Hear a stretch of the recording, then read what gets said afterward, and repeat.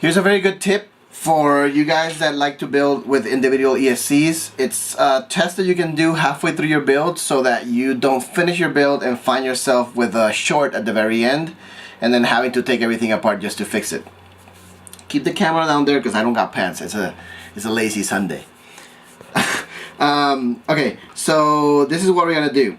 First of all, this video is I'm using the Slick 50 ESCs that Banggood sent me for testing. There's gonna be another video with a full review on them, so subscribe to the channel, make sure that's coming soon. I am doing this video mid-build, because I just had the idea of showing you guys this tip that I do just about all the time because it saved me a lot of time and headache. I see oftentimes guys on here or on Instagram or Facebook post their build at the very end. They don't use a smoke stopper, they plug it in and suddenly fire or smoke or whatever. But be sure to always, when you test a brand new build at the very end, use a smoke stopper in case you have a short. But you don't have to wait all the way to the very end of the build to test it, so that you don't find yourself having to backtrack. The first thing, if you use a smoke stopper, at least this one is a 12 volt 12 volt car bulb, so you need a 3S because if you run a 4S you blow it up. And then the ESCs here, the first thing you're gonna do is make sure that your polarity is all good. I know that this is positive, my cap is positive, positive, positive, positive, positive, negative on the other side. It's important especially if you use caps, because caps that are inverted will explode.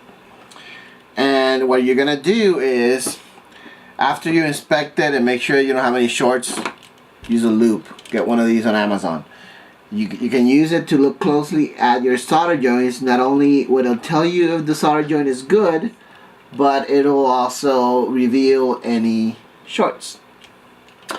Regardless, you still want to test. So what you will do is the smoke stopper will keep it from blowing up if you do have a short.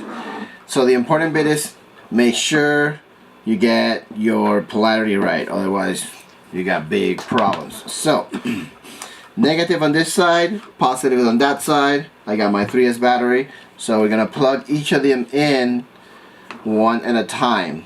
I'm going to start with the positive first for no apparent reason, and then I'm going to do the ground. So as you can see, I lost contact there, but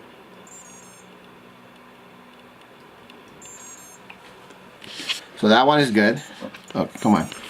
There you go. So that one is fine.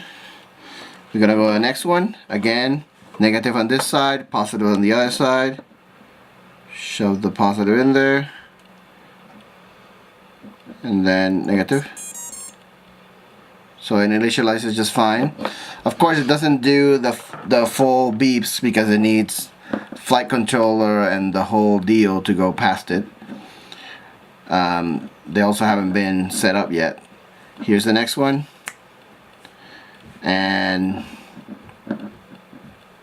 here we go. That one initializes just fine. We can test it again.